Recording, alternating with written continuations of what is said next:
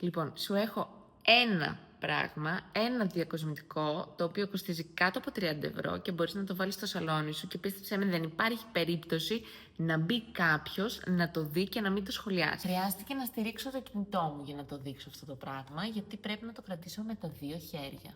Βλέπεις λίγο σε σχέση με το κεφάλι μου, γιατί τέρας μιλάμε, γιατί νιώθω ότι αν την κρατάω έτσι δεν φαίνεται το μέγεθός της.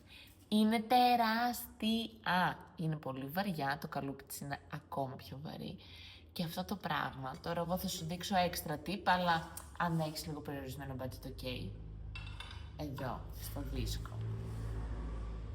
Τι ωραίο, έτσι. Και έχεις ένα έτοιμο διακοσμητικό για το σαλόνι σου που θα σε ρωτάνε όλοι από πού το πήρες. Ξέχασα να σου πω ότι την έχουμε γεμίσει και με πέρλα και θέλω να μου γράψεις στα σχόλια πόσο μεγάλη πιστεύεις ότι είναι.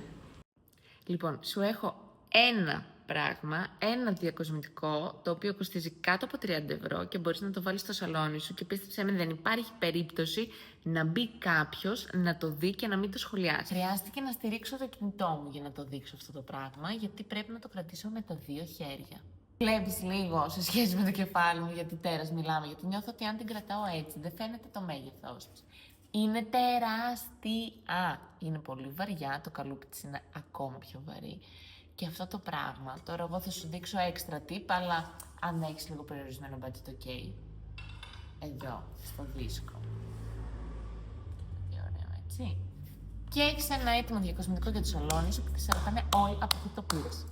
Ξέχασα να σου πω ότι την έχουμε γεμίσει και με πέρλα και θέλω να μου γράψεις στα σχόλια πόσο μεγάλη πιστεύεις ότι είναι.